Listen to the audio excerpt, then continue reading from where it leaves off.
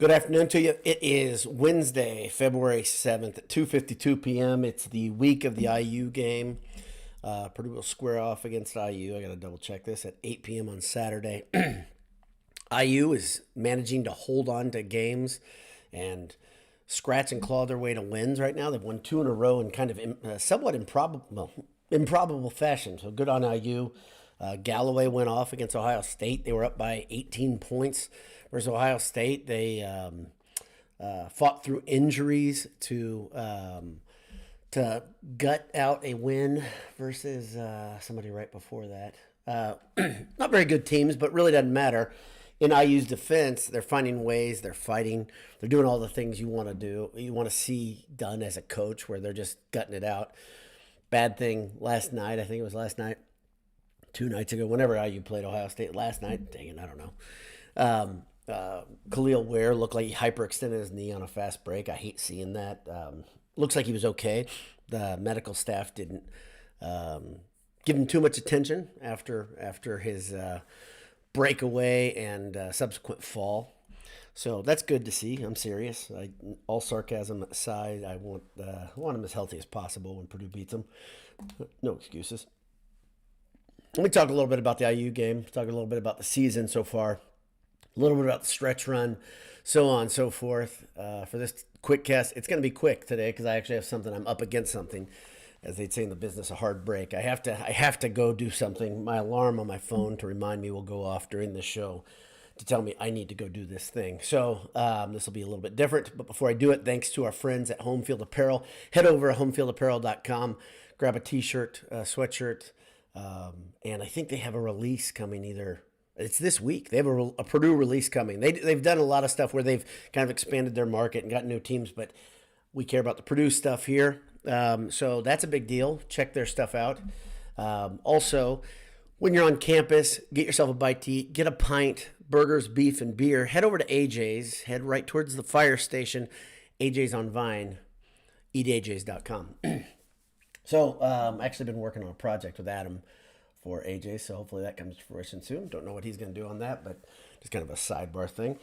Okay, so let's talk a little bit about what a difference a year makes. How different is it from last year? Well, this time last year, Purdue was number 1, I believe. I don't think they're number 2 at this point.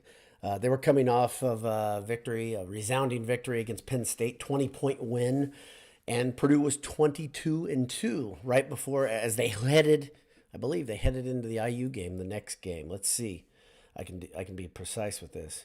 Well, no, they were just coming off the IU game. There you go. That's a little bit of a difference. They're coming off their loss at IU a year ago, exactly a year ago. And so at that point, I think they had, let's see. Yeah, that's their second loss of the season. So the parallels, the way Jay said this back in November, it feels the same. Well, it still feels the same. Okay, Purdue was heading towards an 8-game stretch to the end of the season, a sprint, if you will, after the long marathon to the end of the season. Purdue right now is heading to a stretch. The marathon is over, the sprint begins to the end, and then you've got tournament time. First conference tournament, and then the NCAA tournament. Purdue is 21-2 this year. Quite a contrast from last year. 22-2 last year. They were number 1 heading into the IU game, I believe. This year they're number 2 heading into the IU game, and they're 21-2. Pretty darn similar. 8 games to define the success of the regular season. As you all know, if you remember back, it felt a little bit like Purdue was hanging on by their fingernails, especially after that IU loss. And some losses mounted. They lost 4 of their last 8. Purdue now, to me, it looks like they've got a pretty good chance to go out of this into the season, these last 8 games, 7-1. 7-1, I think, is their pundits, national pundits, saying, why can't Purdue run the table all the way through the tournament? Well, I kind of don't want to see that happen. Jay and Anish and I talked about this a long time ago, back in December, that we didn't want to see Purdue on a long streak, on a super long streak heading into the tournament. I believe, I talked about this, but I forget. Purdue's had 3 7-win, 7-game winning streaks this season. They are on the 7th win of this third 7-game winning streak this season.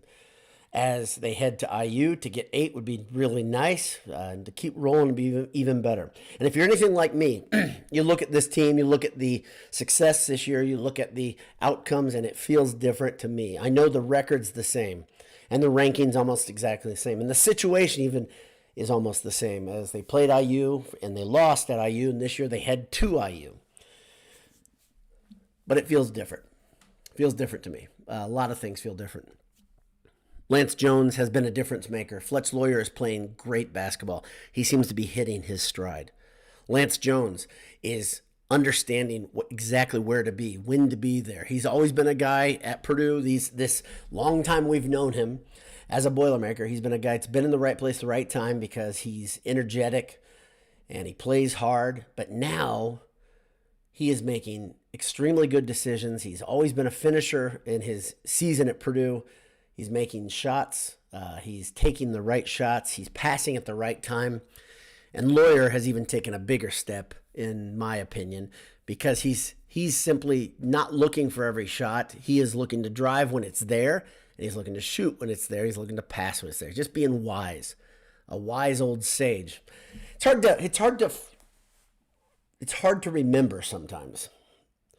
Braden Smith and Fletch Lawyer are sophomores. This thing is discounted. This idea is discounted among Purdue fans. Purdue faithful and I was hard on Fletcher at the beginning of the season. I said, man, I don't like what I'm seeing, especially on defense. Didn't like a lot of the things, some poor decision making, that sort of thing. Just a sophomore. Smith, just a sophomore. And I know we're in an era where if you're not in the pros by the time you're a sophomore, you're worthless. Screw the NBA, screw that philosophy. We all at Purdue is a developmental program. We want to see guys stick around. We want to see them get better. We want to see them play their best ball at the end of their career. And that's unusual. And now as we, that rattled me a little bit. Now as we head towards this final 8-game stretch, I look for big things. I look for Purdue to improve. That's a big difference on last year. Tell me if you didn't feel this way. You were just hoping for the end of the season, waiting for things to end, waiting for Purdue just to get there so we could see what they could do in March. This year, I want to see another peak. I want to see them get even better, and I think they can, and I think they will. I'm sure you have some thoughts, but before I get that, one more thing I want to do is just talk a little bit about the perceived hate and the real hate that Purdue is getting in the media. And my philosophy on this and the way I'm looking at this is I'm ready to fight. I'm not gonna sit around and agree with people that take away from the importance of Purdue's wins by mentioning the officials all the time. I'm not gonna do that. And I'm also not gonna jump on the bandwagon and say, well, you think officials are bad too. Sure, and they're bad both ways.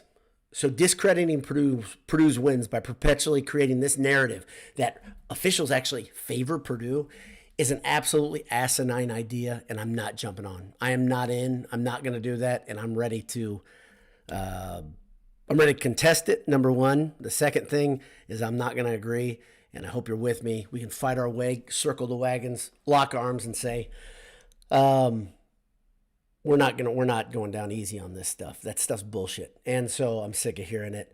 And maybe I'm taking it too much to heart, but I kind of like the fact that I'm ready for it and I'm sick of hearing it. So here you guys got some thoughts. Thanks for tuning in live. Not a lot of you, but I wanted to do something midweek just to get us through, as a lily pad us to the weekend. Ryan Michael Anthony Harrington says Ware was shaken up at the end of the game last night too. Yeah, Ware has gotten hurt quite a bit for IU. He's a good player. He's important. Obviously, they need Ware. They need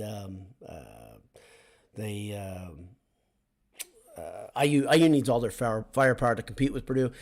Leal is playing well. He's shooting the ball really well, and then, like I said, Galloway scoring 20-something points.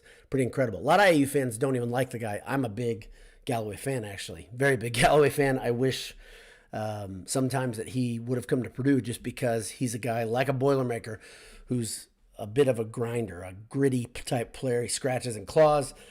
Not always the best scorer, not always the best decision maker, but he's a guy that I think would have been a Purdue fan favorite anyway. You know the story. Ted Berkey says, Boiler up.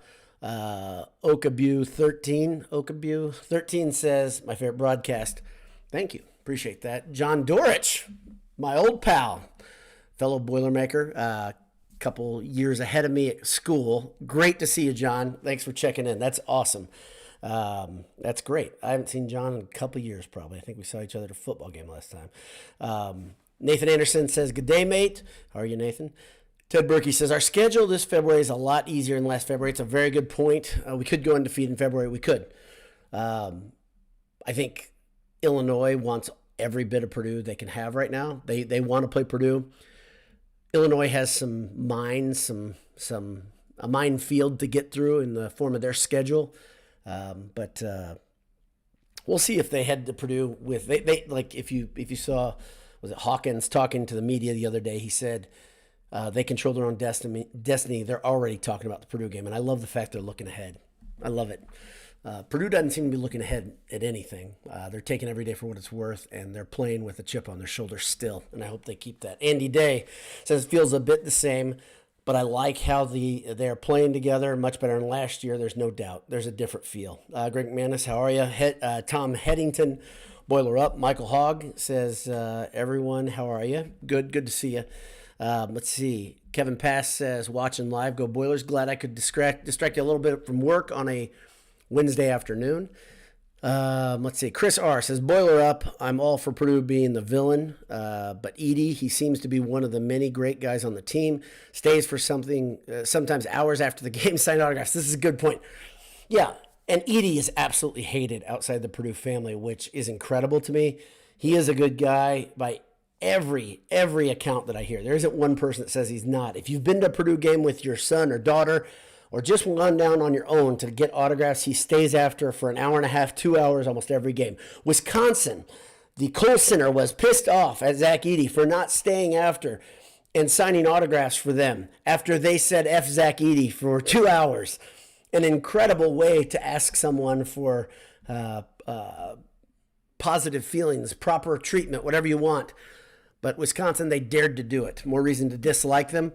Nathan Anderson says, early in the season, I was hoping Lance would be close to John Octius. I think Lance has played better this season.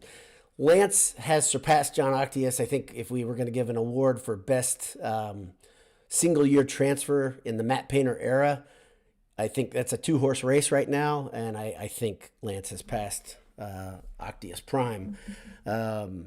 Greg Manis says, IU fans told me Saturday night that Trey sucks. I was like, what? And I'm with you, Greg. I've heard this over and over from IU fans. I don't get it, but that's the way they want to play it. That's the way they're going to play it. Let's see. Michael Hogg sees the Boilers finishing 29-2. He's an optimistic guy. I got to tell you, the record doesn't matter as much as the way they play to me. So if we see them lose, if they drop one or two, but they're fighting and we're seeing growth on the team, I'm not being funny or sarcastic here. I just don't want to see what we saw last year where it felt like you're just like trying to grit your teeth and deal with it until the end of the season. These seasons are too short. And this one has flown. It's gone faster than last year for some reason. I don't know if I've enjoyed it more. I told you there are times that it's been hard to keep the focus of, okay, don't jump to March. And I hope you haven't done it as well. Enjoy this for what it's worth. But I've really, really enjoyed the last few weeks. Like really enjoyed the way this team has come together, the way they're playing together. Tons of fun. I think Painter's pulling all the right strings, pushing all the right buttons, whatever you want to say. And that's nothing but positive too. Let's see. Greg Manis says, all Galloway and Renault have done is work to get better. They deserve better. I feel bad for those two. Life's full of consequences. They made a decision to go to IU. That's a poor decision. As you look at IU as one of the teams like Michigan, like Ohio State, that the seat is past warm, I think. The difference is, and there are a lot of people speculate what will Woodson do at the end of the season, regardless of what happens. IU has lots of basketball to play that's still remaining. Nothing would set their season more right than beating Purdue. So Purdue needs to be ready, just as you saw North Carolina lose last night. Purdue's got to be ready. Plain and simple. Got to be ready, and hopefully they are, and I think they are. I don't get any vibe that this team's looking ahead to anything. Set your jaw, go kick some ass, go Boilers. So let's see. Kevin Pass says, considering we get the other team's best shot, Painter told our guys to give them our best shot, according to the coach's show with Lusk and Blackman last night. Yeah, that was good. Lusk had a lot of good points. It's pretty interesting though this year that Painter has kind of stepped back during this show and given all of his assistant coaches all this airtime. I think that's very intentional. His whole thing is he wants to give those guys a chance to I mean, we've seen PJ up there. I think we've seen Terry there. You've seen the whole staff pretty much. There was Brandon Brantley. He was there too. That's a good move by Painter. Good leaders do that. And he's doing good. He's doing right by his staff. Good to hear those guys talk. PJ Thompson is funny to me because I think he's a really resolute guy and he's a smart guy. On that show, he seemed so nervous. The show that I saw. I don't know if he's hosted multiple or co-hosted, whatever you want to call it, but he seemed very nervous. He seemed like a guy who's just new to the coaching profession, and he's doing a great job. So fun to see. So that's about it. My time has run out. I'm already a couple minutes over. You may have heard my alarm go off a second ago. I thank you all for tuning in. Hope you have a great couple days as the week closes out. Give IU fans hell. It's okay, but don't go looking for the fight. Wait, they'll pick it on you. Most of them they'll come after you for no good reason because that's how they roll. And have your firepower, your ammo ready to go. So go get them, hammer down. Talk to you soon. Have a great afternoon. See ya. God bless you.